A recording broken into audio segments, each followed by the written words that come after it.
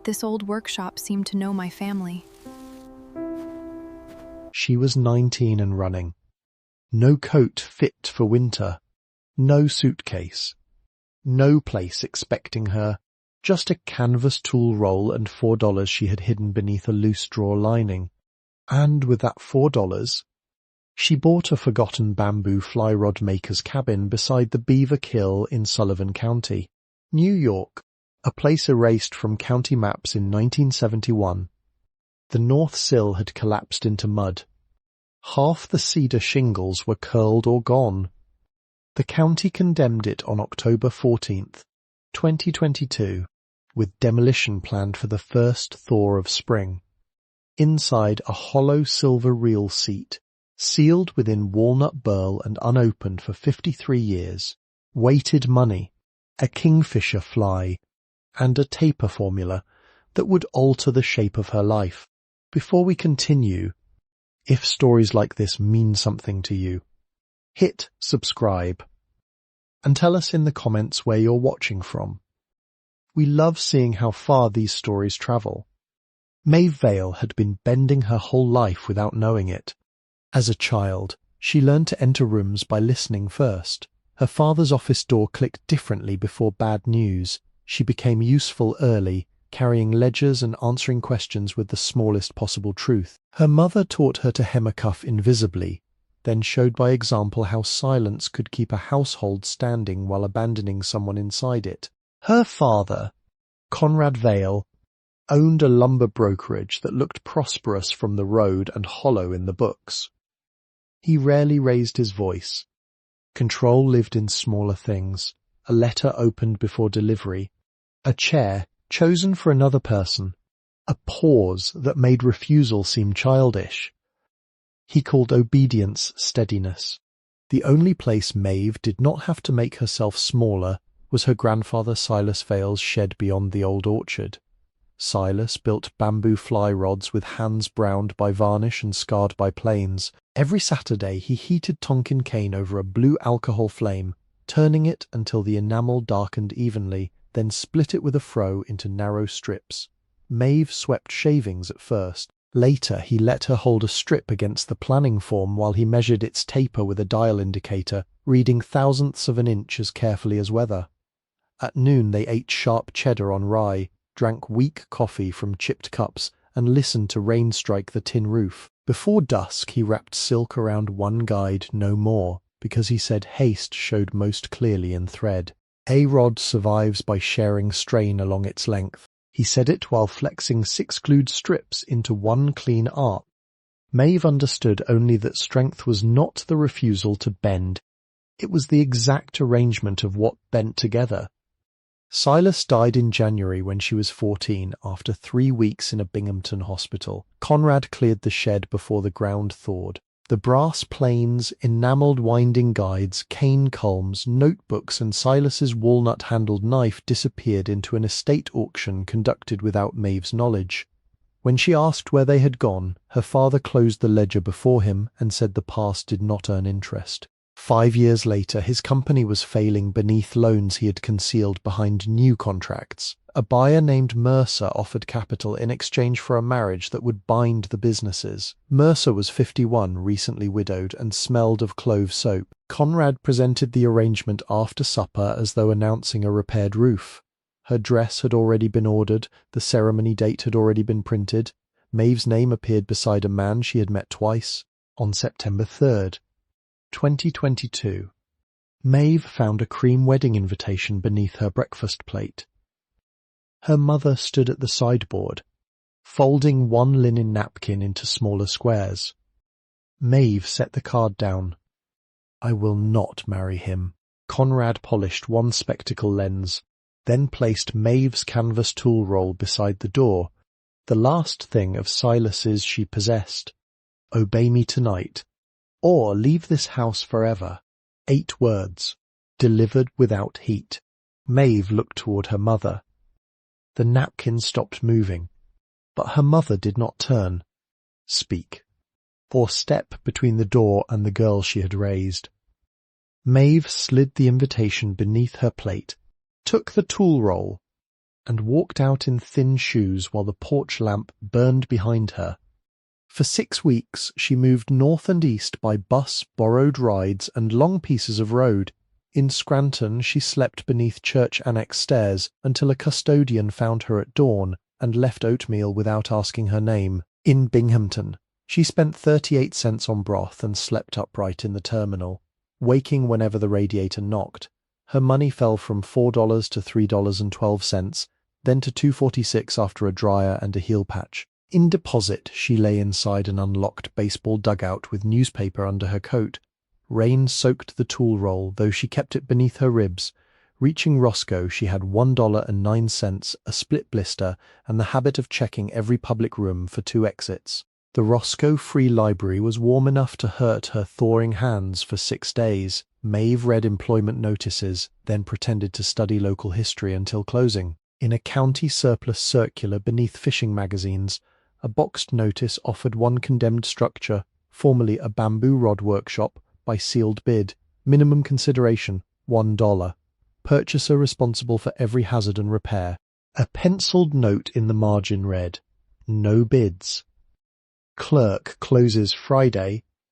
Maeve copied the parcel number onto a checkout slip. Beside the word bamboo, someone had drawn a small hexagon, the mark Silas used on finished blanks. She counted twice and decided to walk the rest.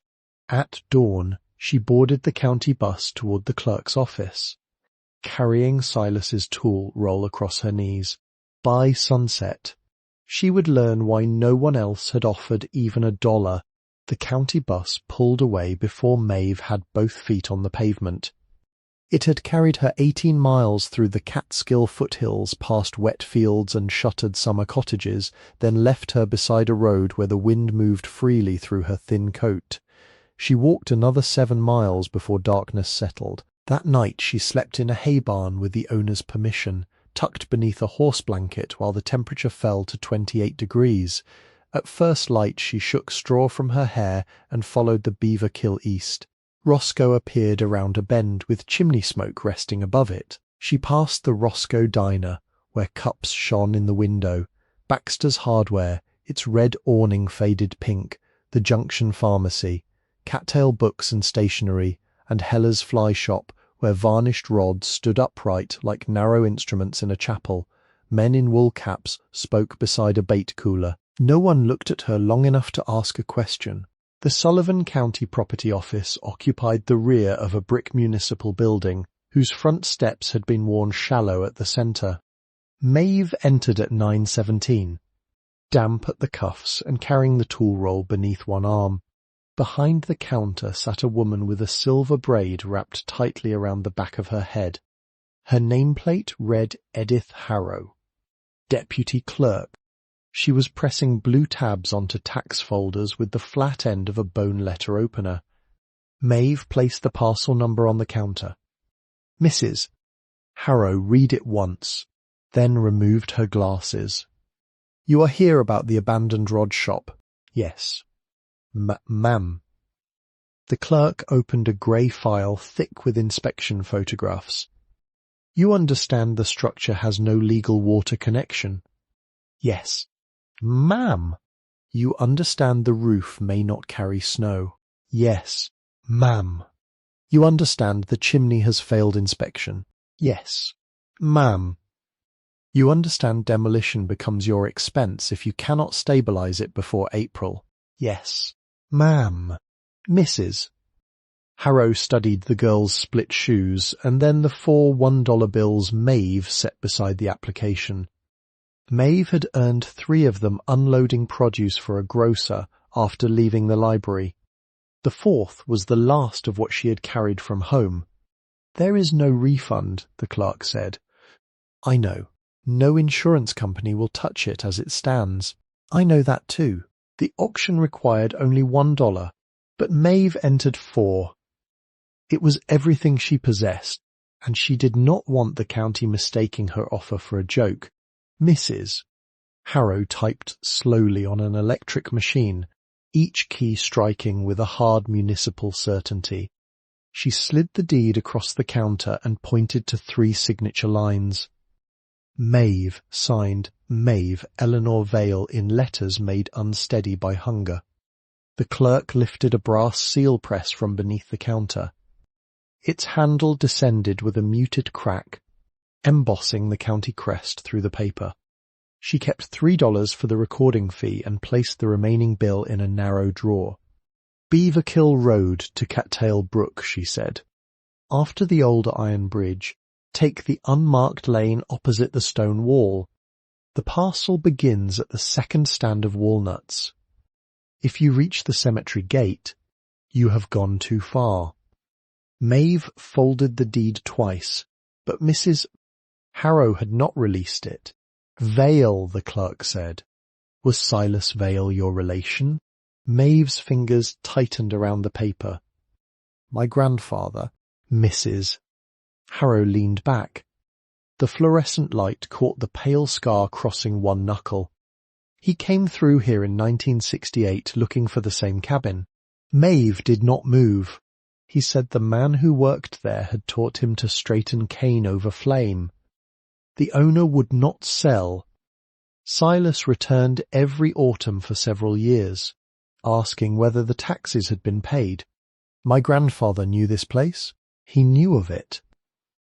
Maybe more than that, Mrs.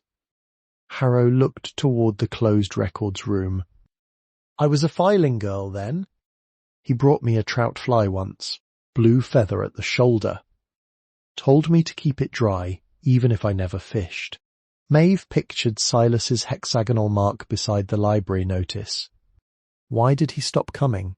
The shop closed in 1971. The owner disappeared from the tax rolls. Your grandfather wrote twice after that, but no one could establish clear title until the county completed forfeiture last year. Mrs. Harrow finally released the deed. He would have been an old man by then. He died 5 years ago. The clerk's hand settled on the bone opener. Then perhaps you should take a closer look before the county trucks do. Outside, Maeve stood under the municipal clock and read Silas's name nowhere on the deed, though the paper now felt connected to him by a thread she could not yet see. She followed Beaver Kill Road beyond the last houses. The river moved beside her, dark over stone, with pale seams where the current folded. After 3 miles, a woman in a green barn coat emerged from a mailbox lane, carrying a basket of stove wood. A black and white dog trotted ahead, stopped near Maeve, and sniffed her tool roll. That is Pepper, the woman said. He distrusts wheels and approves of people walking. Pepper pressed his shoulder briefly against Maeve's knee. I'm Maeve. Doris Bell. The woman glanced toward the deed protruding from Maeve's pocket. You bought the Rod cabin. It was not a question. For $4, Doris shifted the basket to her other hip. Then you paid $4 more than anybody brave enough to visit it. She pointed toward the bend. Second walnut stand. The lane hides under leaves. The walnuts rose bare against the afternoon, their trunks blackened by rain. Between them, Maeve found 2-wheel ruts filled with water and followed them until the river dropped from sight. The cabin stood 40 feet long and perhaps 18 wide, built of hemlock boards silvered by weather over a low fieldstone foundation. Moss occupied the north wall, the roof sagged above the centre beam, and cedar shingles lay scattered in the grass like broken scales. A brick chimney leaned 2 inches from true. Above the door hung a narrow oak sign. Its carved letters softened almost beyond reading. Valebrook Bamboo Rods. Maeve raised one hand but did not touch it. The surname might have belonged to someone else. Yet the hexagon carved beneath the lettering matched Silas's mark exactly. The front door resisted until she put her shoulder against it. Rust released with a sharp cry, and the smell came first. Cold ash, mouse nesting, pine resin, and the faint sweetness of bamboo once heated over flame. Dust pressed dry against her tongue. The front room held a cast-iron stove.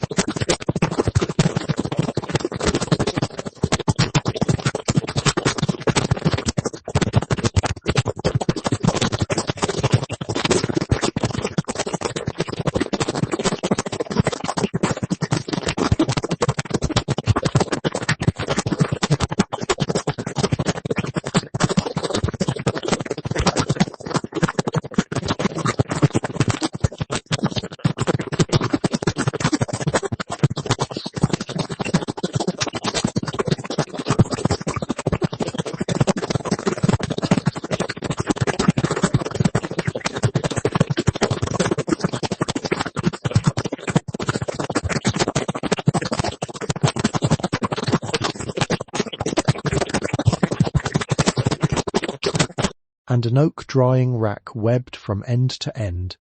When she crossed the floor, brittle cane strips lifted in the draught and whispered over the boards. Through a cracked window she heard the creek moving below the slope. In the back room stood a planing bench under two windows, its surface grooved by decades of blades. A metal form rested beneath it, brown with rust but intact. Maeve ran one finger along the nearest groove. The steel was cold enough to sting. She opened a cupboard and found one chipped cup, a jar of hardened hide glue, and 3 mouse-chewed matches. The well pump outside produced rust-coloured water after 30 strokes. She carried it back in the cup, boiled it over a small alcohol burner from Silas's tool roll, and drank only after the sediment settled. Night filled the windows before she finished sweeping a rectangle beside the stove. There was no mattress. She spread the canvas tool roll beneath her head, placed the recorded deed inside her shirt, and covered herself with the horse blanket the farmer had allowed her to keep. Wind entered through the missing panes. Somewhere inside the wall, a walnut shifted against a board with one hollow knock. Maeve lay awake listening to the structure answer the weather, learning which sounds belong to decay and which belong to something holding. Some places are not abandoned, they are waiting. For the first 3 days, Maeve worked outward from what could keep her alive. The well produced clear water only after she pumped until both shoulders burned and emptied 6 rust-coloured buckets into the grass. She scrubbed the iron throat with a bottle brush tied to cord, then waited overnight before trying again. The outhouse leaned downhill but remained sound beneath its cedar shingles. Inside the cabin, she learned that the 3rd floorboard beside the stove cried sharply, the one near the back door answered with a low groan, and the boards beneath the planing bench made no sound at all. On the 4th morning, she walked into Roscoe with the county deed folded inside her shirt. Baxter's hardware smelled of paraffin, burlap, and the fine iron dust that gathered beneath the key-cutting machine. Its owner, Amos Baxter, wore a leather apron polished smooth at the stomach and had one white eyebrow that rose before the other when he doubted a person. "You are the girl in the rod cabin." "I am." "You have money?" "No." The second eyebrow rose to meet the first. Maeve placed the deed on the counter. "I have a roof that needs felt, a chimney that may kill me, and 4 months before the county returns." Amos examined the seal, then looked at her hands. Blisters had opened along both palms from the well pump. "What can you pay each week?" "I do not know yet. That is not a number. I can sweep, stack coal, unload deliveries, and keep accounts." He pressed one thumb against the deed as though testing wet glue. 5 hours here buys $5 of credit. No tobacco, candy, or lamp oil on account. "Yes, sir. And if you disappear, I send the bill to the county clerk so she can feel disappointed in both of us." From beneath the counter he produced a green booklet titled Repairs for Rural Houses, printed in 1949. The spine had been repaired with cloth tape. "This is free," he said. "It tells the truth more often than most contractors." Maeve spent that afternoon stacking stovepipe and left with a chimney brush for $2.35, 20 feet of quarter-inch rope for 68 cents, a pound of washing soda for 19 cents, 2 stove fire bricks at 42 cents each, and a used galvanized bucket priced at $1.10. Amos entered every figure in a narrow account book beneath her full name. At the cabin, she tied the brush to the rope and climbed the roof by laying a ladder against the soundest eave. The shingles shifted beneath her knees. She removed the bent chimney cap, lowered the round wire brush into the flue, and worked it down a foot at a time, twisting clockwise before drawing it upward. Black flakes struck the stoveplate below like dry hail. The first pass loosened soot. The second brought glossy scales of creosote thick as bark. On the third, the brush stopped 4 feet above the firebox. Maeve climbed down, opened the clean-out, and pushed upward with an ash hoe until a packed mass collapsed into the stove. It smelled tarry and bitter. The residue of damp wood burned too slowly for too many winters. She worked 5 hours, rested long enough to drink, then worked 3 more. By dusk, the brush passed clean from cap to firebox. She held a mirror beneath the flue and caught a pale square of sky. Maeve replaced the cracked fire bricks, swept the hearth, and built a test fire from 3 dry twigs, then 2 finger-thick splits, then 1 narrow piece of maple. Smoke rose without spilling into the room. The iron warmed gradually, ticking as it expanded. Her first hot meal in the cabin was half an onion, 2 potatoes, and a heel of bread simmered in salted water.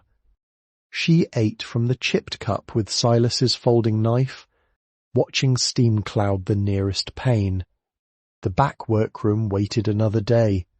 Maeve opened its shutters at noon and carried each loose object into the light. There was a cast-iron planing form with adjustable screws along both sides, a brass depth gauge stored in a velvet-lined box, 2 scarred oak binding cradles, a spool cabinet containing faded red, green and chestnut silk, a drying wheel turned by a leather belt gone rigid with age, 3 agate stripping guides wrapped in paper, a nickel-silver ferrule lathe with its handwheel tied still by cobweb, and a bundle of tonking cane resting above the rafters, its culms smoke-stained but unbroken.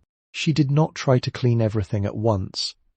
Silas had taught her that tools revealed their condition slowly when the dirt was removed in layers.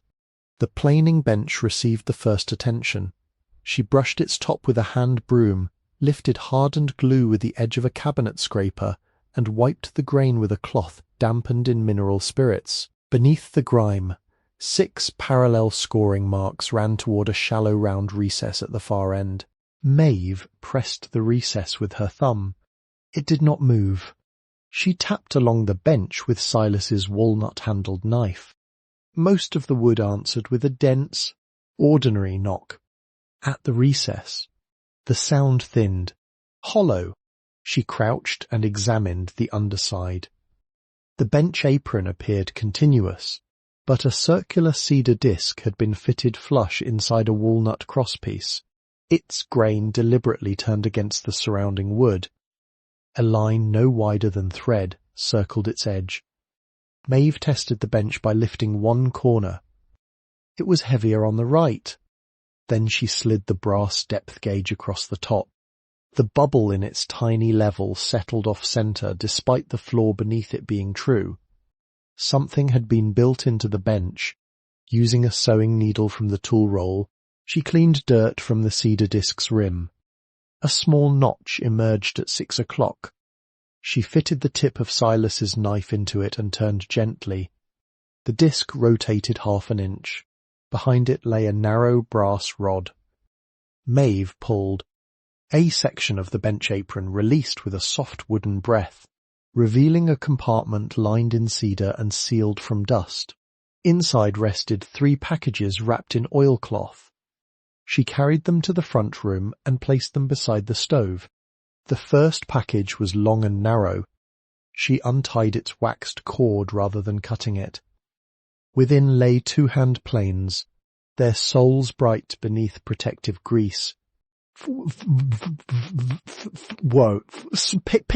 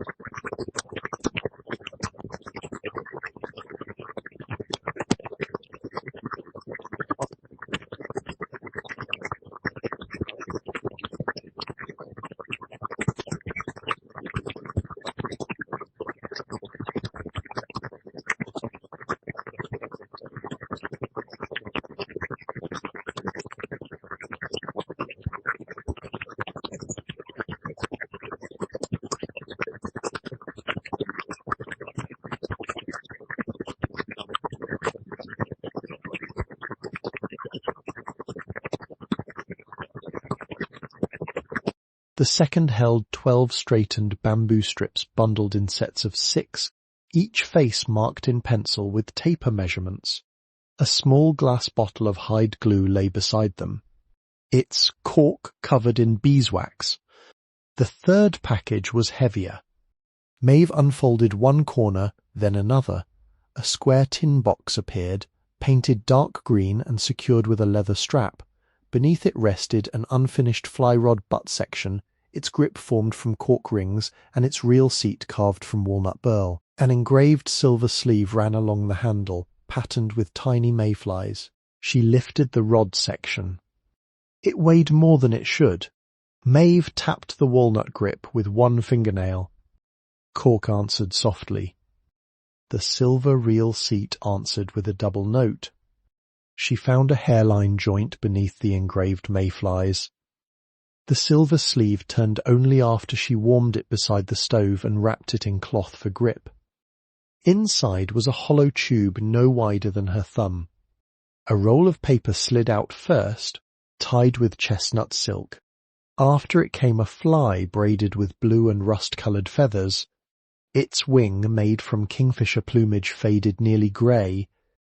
Last came a narrow brass key and a folded piece of vellum covered in columns of measurements. Maeve set those items aside. The tin box contained money. Not stacks of bills, but small cloth sacks and paper rolls labelled in careful ink. She opened them one at a time and arranged the contents on the floorboards. There were Liberty Head nickels, Barber dimes, standing Liberty quarters, and silver $half worn smooth at the eagle's breast. Beneath them lay banknotes wrapped in wax paper, most in 10s and 20s, several bearing red seals. Maeve counted once until her hands trembled, then stopped, drank water, and began again from the first coin. The total was $26,400. At the bottom of the box lay a purple heart in a black case, engraved on the reverse with Thomas Elias Vale, 1944. A ribbon bar, and one tarnished identification tag rested beneath it. Maeve did not open the roll of paper. She returned every coin to its cloth sack, wrapped the banknotes again, and placed the medal on the mantel where firelight touched its edges. The taper sheet remained beside the kingfisher fly, held flat by the brass key. After dark, she carried the unopened letter through the back door and walked down the slope toward the Beaver Kill. The temperature had fallen, and each stone near the water held a skin of ice. She sat beneath the bare walnuts with the letter inside both hands. Across the current, a trout rose once and vanished, leaving a widening ring that reached the bank without breaking. Some places are not abandoned, they are waiting. At first light, Maeve carried the roll back to the workbench and loosened the chestnut silk. The paper had yellowed at the edges, but the writing remained dark and deliberate. She knew the hand before she understood why. The capital V leaned forward exactly as Silas's had on tool labels, and each lowercase t crossed late after the word was finished. Not his handwriting, but close enough to belong to the same room. She unfolded the sheet.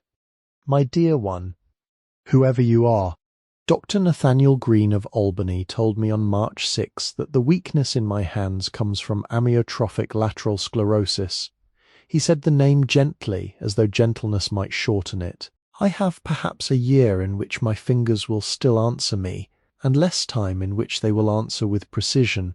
My name is Elias Nathan Vale. My great-grandfather, Owen Vale, came from Bangor, Maine to deposit in 1847 and repaired wagon springs. His son, Matthew, born in 1852, moved to Roscoe in 1879 and learned to plane Calcutta cane from a Catskill guide named Amos Reed. Matthew's daughter, Eleanor Vale, born here in 1878, built rods beside him when customers believed the work belonged only to men.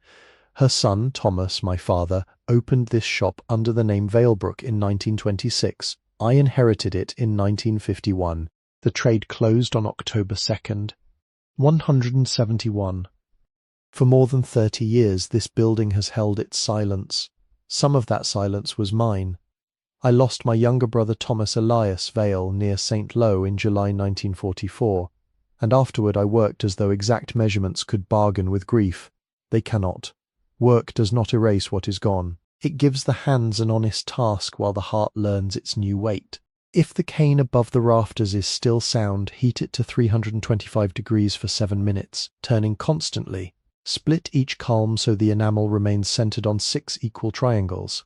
For the butt section, bind at a ratio of 1 turn every 3/8 inch, then reverse the cord before the second pass. Warm hide glue to 145 degrees and never let it boil. Allow the glued blank to cure 48 hours before scraping the enamel. The taper wrapped with this letter is Eleanor's. I changed 2 stations after testing it on the Beaver Kill for 11 seasons. Do not alter them until you have cast the rod in wind. The money came from rods sold quietly after the doors closed, and from what remained of Thomas's service benefit. It is not a reward. It is stored time. Use it for shingles, food, steel, glass, and the patience required to learn badly before learning well. Inheritance is not the possession of an object. It is the decision to keep doing the part of the work that another pair of hands could not finish. Behind the cabin, where the path meets the second walnut, you will find a fieldstone marker bearing Eleanor's hexagon. Beneath it lies no treasure. It marks the place where she burned every blank she considered dishonest. Light the brass alcohol lamp before you begin your first strip. It belonged to her. The house is not empty. It has been waiting. You are welcome here. Elias Nathan Vale, October 20, 1971. Maeve read the letter twice. On the second reading, she placed one finger beneath each technical instruction as she once had when Silas taught her to follow measurements without guessing. Then she folded the paper along its original creases, retied the silk, and held the bundle against the flat of her palm until the trembling stopped. She went through the back door with a garden trowel borrowed from Amos. The second walnut stood downhill from the outhouse. its roots lifting the earth in long ridges. Maeve cleared wet leaves from the place where the path narrowed.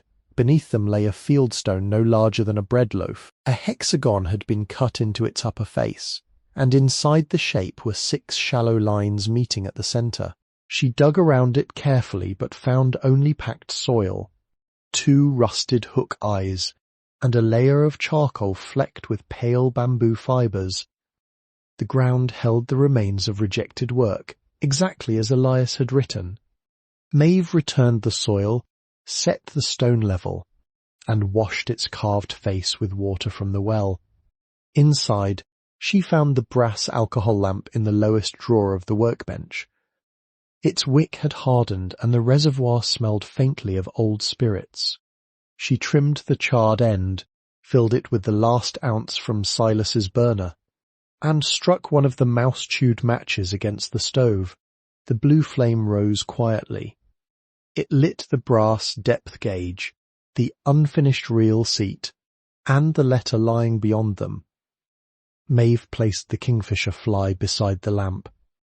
Its faded wing caught one line of light and held it. Over the next week, the kindnesses she had passed through began arriving at the cabin without ceremony. Doris Bell left a paper sack containing rye bread, 3 apples, and a jar of chicken broth. The Scranton custodian's oatmeal remained in Maeve's memory each time she warmed it. Amos added a pair of wool socks to her work credit and pretended they had fallen from a delivery box. Mrs. Harrow sent an envelope containing 2 unused county maps and a note directing her to a spring that did not freeze. None of them had given enough to change a life by themselves. Together, they had kept one moving. Before we go farther, think of one small kindness someone once gave you when they did not have to. Perhaps it was a meal, a ride, a dry room, or simply the decision not to ask a difficult question. Tell us about it in the comments, and say what that kindness allowed you to do next. That night, Maeve wrapped Elias's letter in clean cloth and placed it beside Silas's tool roll. The purple heart remained in its case near her shoulder, and the unfinished rod section rested within reach of her hand. She slept without hiding the deed inside her shirt. The first snow came on December 3rd and measured 7 inches against the north foundation. Maeve read the roofing chapter in Amos's green manual 3 times before climbing the ladder. The cabin roof measured 42 feet by 22 along the slopes. Allowing for overlap and waste, she calculated 22 bundles of cedar shingles, 4 rolls of 30-pound felt, and 14 pounds of galvanized nails. The numbers frightened her less once they were written. Amos delivered the supplies in his truck and placed an old roofing hatchet on the bench. My brother carried that 30 years. Maeve turned it in her hand. The face was worn bright, and the gauge notch had been filed deeper by use. A former roofer named Harlan Pike appeared the next morning wearing canvas overalls and a red wool cap. He was 74, walked with one stiff knee, and refused the money Maeve offered from Elias's cash. You can repay me by learning. They opened the rotten section first. 2 rafters had softened where the chimney flashing failed, so Harlan showed her how to sister them with dry hemlock, fastening each new board beyond the damaged wood. Maeve snapped a chalk line along the first course and watched blue dust settle over the felt. The shingles went down with 2 nails each, driven above the exposure line. Harlan taught a 3-stroke method: set, drive, finish. On the 4th morning, he tapped 1 nail head with his thumbnail. That nail's proud. Maeve reached for the hatchet. Pull it. She did. They worked 11 days in cold, clear weather, stopping when frost made the roof slick. Maeve carried shingles up in bundles tied with rope, and Harlan aligned each course by eye before trusting the chalk. By mid-December, the ridge cap lay straight from chimney to gable. That night snow began again, and not 1 flake entered the cabin. January exposed what the first fire had hidden. Bricks near the chimney shoulder had begun to spall, their faces breaking away in thin red shells. Between them, the mortar had turned to powder. Maeve could remove it with the wooden handle of a spoon. Amos sold her hydraulic lime and fire clay on credit. Harlan lent a narrow pointing trowel and showed her the mixture, 2 parts hydraulic lime, 1 part washed sand, and 1/4 part fire clay near the flue. Maeve added water by handfuls until the mortar held the mark of her thumb without shining. For 3 weeks temperatures remained in the 20s. She warmed the bricks beside the stove before setting them, packed the joints in shallow lifts, and covered each repaired section with damp burlap so the lime would cure slowly. Every 15 minutes her bare fingers went numb. Gloves dulled the pressure she needed, so she worked until sensation disappeared, then held her hands near the stove without touching the iron. 3 bricks above the firebox had to be removed twice because the bed joints sloped inward. The 3rd time, she set a line across the opening and checked each face before the mortar stiffened. On January 29th, she built a test fire with newspaper, maple splints, and 1 dry oak billet. Smoke rose clean through the flue. Outside, it left the chimney in a narrow grey column that did not spill beneath the eaves. Maeve stood in the snow until the column vanished into the low sky. The floors came next because every repaired wall still stood above boards blackened by soot and oil. Most were white pine, fastened with hand-cut rosehead nails. Maeve set each loose nail with a punch, then rented a random orbit sander from Amos for $14 a day. He made her promise not to linger in one place and handed her a paper mask from an opened box. She began with 80 grit discs, moving with the grain and lifting the machine before switching it off. The first pass removed the grey surface. The second, at 120 grit, softened the marks left by boots and dropped tools. The final pass at 220 left the pine pale and almost plain. Then she wiped the dust away and applied boiled linseed oil with a folded cloth. The colour returned slowly. The boards darkened from washed gold to deep honey, then toward mahogany where resin had collected around the old nail heads. She gave the floor 3 coats, allowing 48 hours of cure after the last. One morning, halfway through the 2nd room, Maeve could not make herself lift the sander. She walked to the marsh instead. A great blue heron stood among the reeds with its neck folded and 1 foot hidden beneath the water. For nearly an hour it did nothing visible. Maeve sat on a fallen log and did no work that day. The following morning, she returned before sunrise and finished the room without hurrying. There were 8 windows in the cabin. 3 had no glass at all. 4 held cracked panes patched with cardboard or cloth. The 8th contained 1 wavering original pane dated in the old shop ledger to 1788, salvaged from an earlier house and set into the east wall. Maeve did not remove it. She took the damaged sashes to the workbench one at a time. After scraping out the brittle putty, she cleaned each rabbet, brushed on a thin coat of oil primer, and set the replacement glass against glazing points. DAP 33 putty softened between her palms before she rolled it into narrow ropes and pressed it along the edge with a knife held at 45 degrees. The sash cords had rotted inside the frames. Maeve replaced them with 1/4-inch cotton cord, feeding each length over its pulley and tying a figure-8 knot at the cast-iron counterweight. The first sash dropped too quickly. She shortened the cord by 1/2 inch and tried again until the window remained wherever she placed it. By the final week of February, 7 windows opened and closed without scraping. At the last one, Maeve pressed a smooth bevel into the putty and cleaned the glass with vinegar. Outside, a chickadee landed on a bare walnut branch no farther than her outstretched hand. It tipped its black-capped head toward the room, stayed through 3 breaths, then flew toward the river.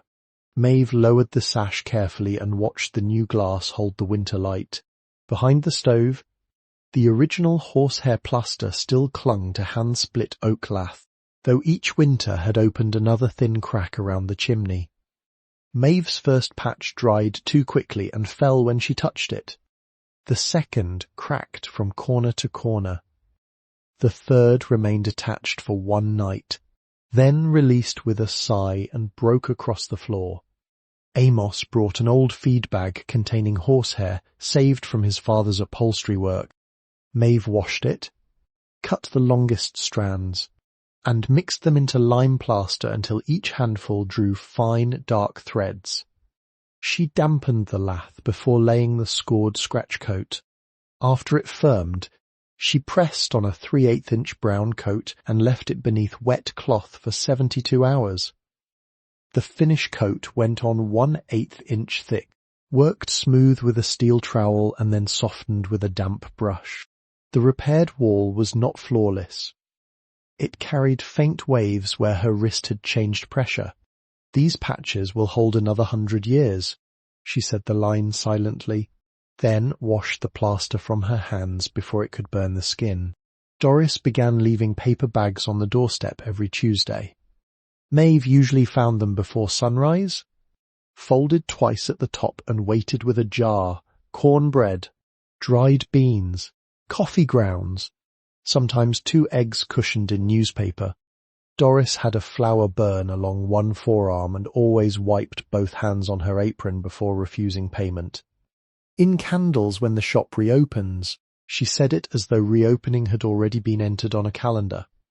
Caleb Morris arrived on a blue Schwinn bicycle with a splitting maul balanced across the handlebars. He was 16, narrow-shouldered, and wore one boot laced with fishing line. Without introducing himself, he split the storm-fallen maple behind the outhouse into stove lengths and stacked it bark side up beneath the eaves. Maeve offered him $2. He shook his head. My mother said, "About your grandfather." He did not explain further. Before leaving, he sharpened the maul with Silas's stone and placed it beside the woodpile for the next Saturday.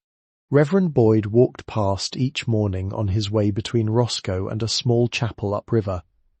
His coat collar was permanently dusted with dandruff, and his left shoe squeaked. He never entered the cabin. He tipped his hat toward Maeve wherever she was working and offered the same 4 words. Keep her hands steady. Some mornings Maeve heard the prayer from the roof. On others it reached her through a half-glazed sash or down the chimney.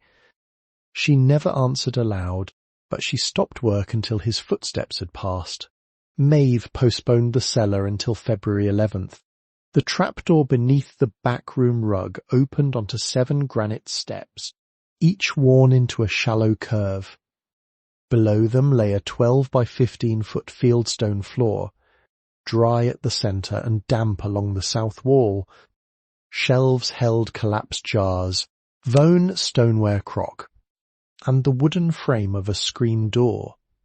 A dressed granite slab occupied the middle of the floor. Its edges were square, unlike the surrounding stones, and Eleanor's 6-sided craft mark had been carved at its centre. Maeve knelt beside it and brushed away the grit, but she did not search for leverage. Whatever lay beneath had waited without her interference. It could wait longer. Under the 3rd step, her fingers touched oak. She worked free, a box no larger than a cigar case. Inside rested a brass key with a bow shaped like a 6-strip bamboo blank. Beneath it lay a tintype wrapped in linen. The photograph showed a young woman outside the cabin in 1903. She wore a long work apron and held a planing form upright against one hip. Her hair was pinned severely, but her mouth carried the same slight downward turn as Maeve's. The resemblance was not perfect. It was close enough that Maeve looked toward the empty cellar stairs before turning the plate over. Eleanor Vale, daughter of Matthew. Age 25. Summer of 1903. Maeve carried the tintype upstairs and placed it beside Elias's letter. The brass key went on a nail above the mantel. She tried it in the desk, the tool cabinet, the drying wheel housing, and the tin money box. It fit none of them. There it remained. By March, snow withdrew into the walnut shadows, and the creak grew loud enough to hear from the workbench. Catkins opened along the branches, pale green against wet bark. Maeve cleaned the planing form, freed each adjustment screw with oil, and sharpened one inherited blade. She did not begin a full rod that spring. The taper required judgment her hands had not yet earned. She chose one worn barber dime from the cash and spent it symbolically against the cost of practice cane. From short strips, she learned to split through nodes without wandering, to plane enamel side down, and to bind 6 imperfect triangles without twisting them. Most samples failed. She marked each with the date and kept them. The house was patient. So was she, 2 winters later. On December 18th, 2024, Maeve completed her first bamboo fly rod. She had rejected 3 blanks before trusting the 4th. The finished rod measured 7 feet 6 inches and consisted of 6 Tonkin strips planed to Eleanor's taper, glued under even tension, and cured for 48 hours above the stove. Maeve wrapped the guides in chestnut silk and applied 12 thin coats of marine varnish, turning the blank by hand between each one. At the river, the rod loaded gradually behind her and sent the line forward without a kick. It bent deep when the current caught the leader, each strip carrying part of the strain. Maeve did not hook a trout. The cast was enough. Inside the cabin, the plaster had cured pale and firm. 8 windows held the weather. The pine floors reflected stove-light around rose-head nails, and the oak drying rack turned again on a new leather belt. Elias's purple heart rested in a small glass-fronted case. Eleanor's tintype stood below it beside the kingfisher fly, and the first crooked sample Maeve had ever bound. The brass key remained above the mantel until a February wind brought down a limb from the second walnut. Maeve and Caleb sawed the broken wood into lengths. Near the trunk, where bark had torn away, Caleb noticed a green rectangle beneath a fold of callous growth. It was a brass plate set directly into the living tree, fixed with 4 screws and nearly swallowed by decades of wood. At its centre was a keyhole. The key turned without resistance. Behind the plate lay a narrow copper box sealed with waxed cloth. Maeve removed it after trimming only enough wood to free the edges. Inside was a folded 48-star flag. Its blue field faded and its stripes yellowed where hands had touched them. Beneath it rested a note dated August 9th, 1944. Eleanor's writing was smaller than it had been in the shop ledgers. She wrote that Thomas had been reported killed near St. Lo, and that Elias had asked her where a flag should be kept when the person it honoured would never come through the door. She chose the walnut because it had survived lightning, drought, and the ice flood of 1913. A flag folded inside a house may become another possession, she wrote. A flag kept inside a living tree must be entrusted to whoever notices the wound in the bark. She asked that Thomas's medal, if it ever returned, be carried once to a place where the names of the dead were spoken, then brought home to the bench where his hands had worked as a boy. Maeve refolded the note along its softened lines. The copper box had kept the cloth dry for 80 years. On May 26, 2025, she carried the flag and Purple Heart to Calverton National Cemetery on Long Island. There was no public presentation. A cemetery representative recorded Thomas Elias Vale's name, service year, and known place of death. Maeve stood beside a row of white stones while a small volunteer detail lowered the flag and raised it again. She brought both objects back to Roscoe before nightfall. Of the $26,400, Maeve used 4 coins. The barber dime paid against her first practice cane. A standing Liberty quarter went into Amos's register when he finally accepted payment for a box of glazing points. 1 Liberty head nickel was set beneath the rebuilt north sill, following an old carpenter's custom Harlan remembered. The 4th coin, a worn $50, paid Doris for the first candles sold from the reopened shop. The banknotes and remaining coins returned to the green tin box.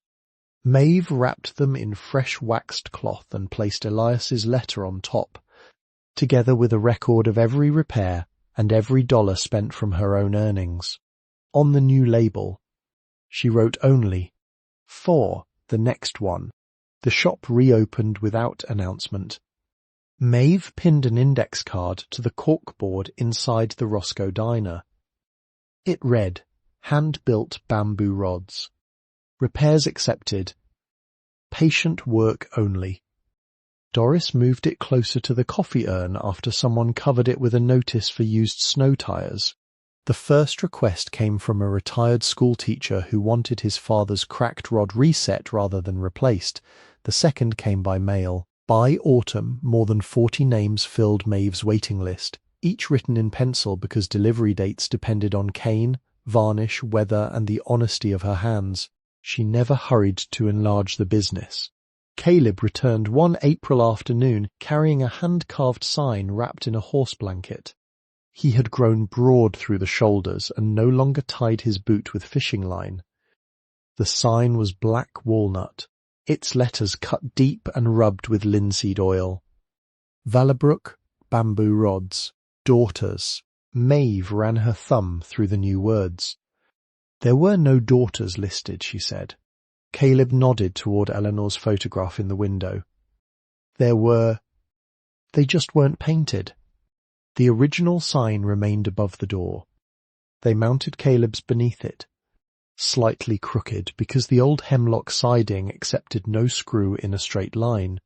Doris came up the lane after closing the cafe. Amos followed with his white eyebrows lifted against the sun. Reverend Boyd stopped at the walnut trees and removed his hat. No ribbon was cut. No one spoke about legacy. Caleb drove the final screw. That winter, Maeve opened a fresh sheet of paper and placed it beneath the brass lamp.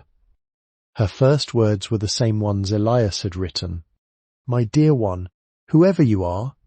She described the roof pitch, the chimney mortar, and the window containing glass from 1788.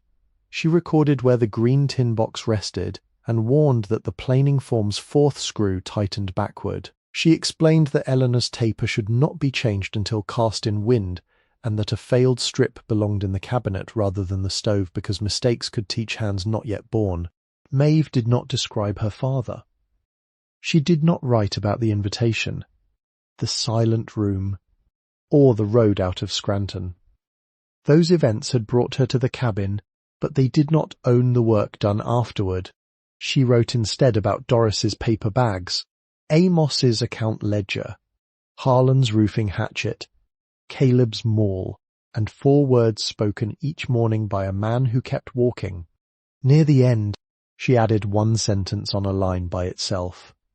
Some places are not abandoned, they are waiting. She signed her full name and left the date blank. The letter was not finished.